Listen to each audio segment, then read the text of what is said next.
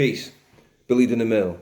Historically speaking, when you're dealing with representation like in movies or plays or anything that's setting up an environment where you are enacting a historical perspective or you're just telling a story, it's always very important to make the story as truthful as it could be, you know what I'm saying, by utilizing and having the right type of character references in place, especially when it deals culturally, when you're dealing with cultural paradigms. You understand? Because see, one of the things that we have in these environments is there's historically been a bias. When you look at movies, when you look at Hollywood, when you look at all of these things, there's been an historical bias in regards to acting and actors or actresses. You understand what I'm saying? So we know historically speaking that people of color, specifically quote unquote so-called black people or Latino people, but specifically black people, so-called black people, have been always seen in movies as maids, butlers, drug dealers, murderers, killers, rapists, pedophiles, you know what I'm saying? And there's very few movies where you see them in a light which is very healthy. And if you do see them in a light which is very healthy, it's usually some type of autobiography movie, Malcolm X, Martin Luther King, something of that nature. But in regards, the regular images that are portrayed, you know what I'm saying, in Hollywood are usually of us at a lower standard. You understand what I'm saying? And they also play the race game or the complexion game. Pardon me, the complexion game also is played in Hollywood. The lighter skinned you are, you know what I'm saying, you may have a better role. Or the darker you are, the lesser your role may be. You see what I'm saying? So these are all factors that have been historically gauging Hollywood for decades. You understand what I'm saying? Because Hollywood itself was created and formed on a racist paradigm. It was created by Jews. And at first creating it, Hollywood was used as a stepping stone to belittle people of color. You know what I'm saying? Anybody who quote unquote wasn't of a Jewish paradigm were basically belittled all the time. This is where the whole Amos and Andy thing came from. See, Amos and Andy originally were Europeans.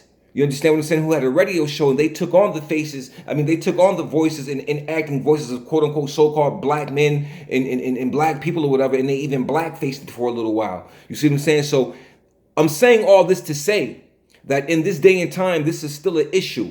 You understand what I mean? This is still an issue. Even a little light-skinned girl from the Black Panther thing who said that she rejected the role because of her skin complexion. I think people misinterpreted what she was saying. The girl has a little understanding about Hollywood and how historically they have portrayed darker people, our people of a darker complexion, historically how they have portrayed them. So here comes this fantasy movie, you know what I'm saying, Black Panther, and, everybody in the movie specifically is darker than usual that you see in Hollywood. You understand what I'm saying? So she felt like, this was a way for people of a darker complexion to get recognized on a higher scale in a very positive way, instead of having somebody light skinned come in and take the role or take over the dominating scenes of the roles or people's perception of what's happening, the lighter skin. Because see, with our own people, quote unquote so-called black folks, Latinos and whatever, we have an issue with complexion.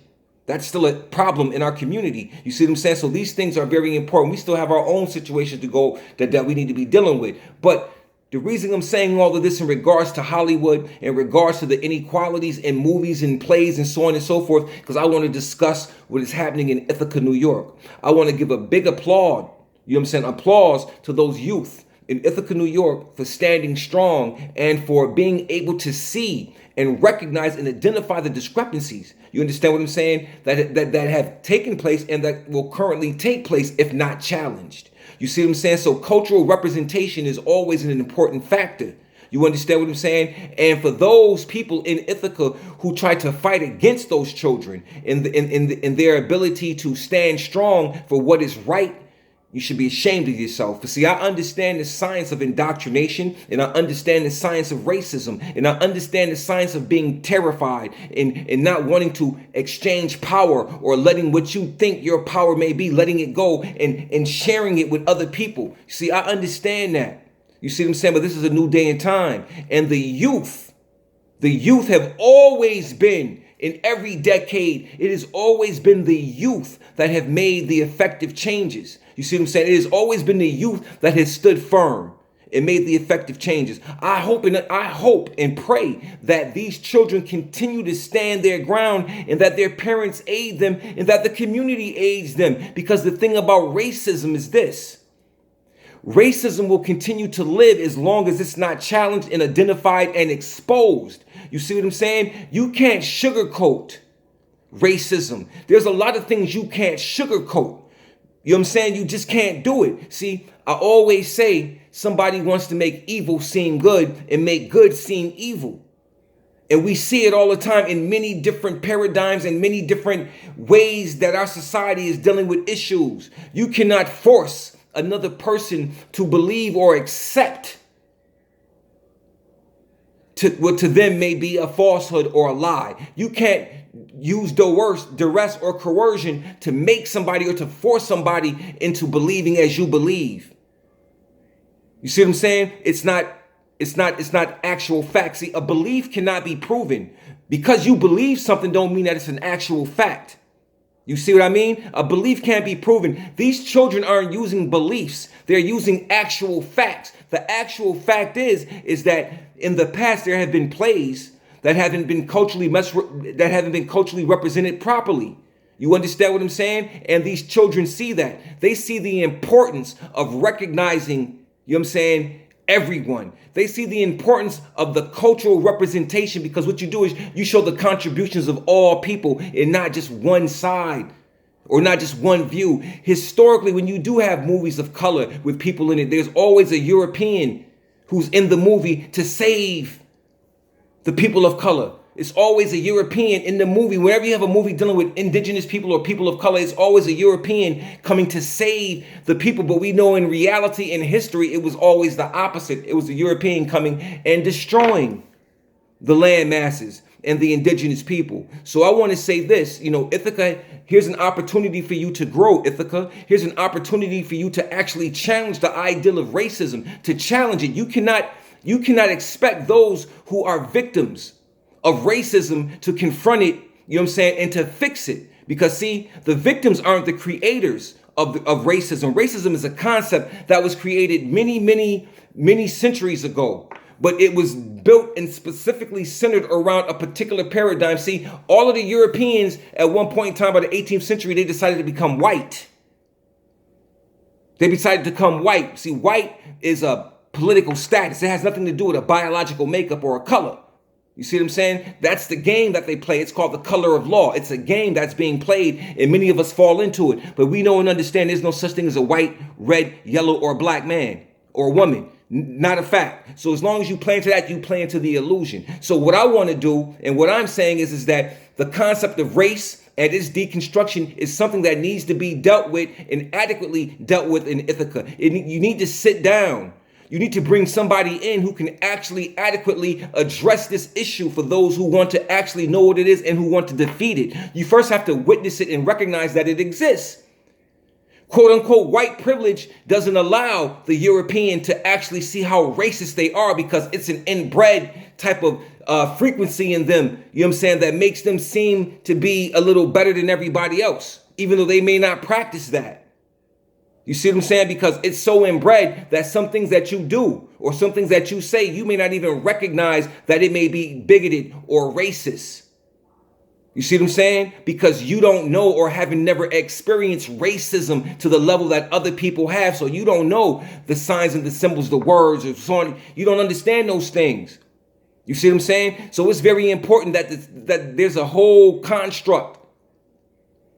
Racism, prejudice, discrimination, bigotry, all of these things have to be stereotyped. All of these things have to be understood to see that there's a difference. You understand what I'm saying? And to see how these things affect people over generations and the trauma that it causes and the things that ensue after the trauma is caused. You see what I'm saying? So we have to confront racism. We have to confront it in all forms. Let me let you understand this. Racism is an illusion. It's a concept made by men. It's a social construct. It has no bearing. It has no medical or scientific validity backing it whatsoever. It's nonsense. And you can beat racism every time with facts, with truth, and with fact. That's how you beat racism, because racism is illogical. You understand what I'm saying? And these children have faced and are confronting an illogical paradigm. And then you have people there who want to keep this illogical paradigm. In other words, they want to keep their power. What they seem to have a semblance of power, they want to keep it. You see what I'm saying? But this is a new day and time. So I beg those children up in Ithaca. My daughters live in Ithaca. Shintai, Rifkin Denham, Ill, Komet, Rifkin Denham, Ill. They live in Ithaca. And my daughters are actively involved in social justice and things of that nature. Especially my daughter Komet, also, who's a big time advocate of cultural representation. You understand? She was one of the first people to scream that out years ago. She brought it to me. Dad, we got racism in our school at Boynton Middle School. I went to the superintendent, tried to talk to the superintendent. I tried to leave messages and I left messages and I never got a response. But I understand why. He may be under duress. He may be under coercion. He may not be able to speak the way in which he needs to speak because somebody is holding a sword over his head. I understand that. So what you do is you allow others to come in to say what you can't say, but you want to say. That's why those kids are so important. And that's why people like me is so important. You know what I'm saying? Because we will put it on the table and make it something to be dealt with and to let it be known that these things won't be occurring and that we will be dealing from a different playing field and a different level. With that being said, I'm going to say peace. And I want to again congratulate and applaud those children in Ithaca for continuing to do what you do. Stand up all times. Stand up every time. Confront racism. Beat racism in the head. Tell the truth, because when truth comes, falsehood always flees. And ignorance always flees in the midst of truth and in the midst of intelligence. Peace.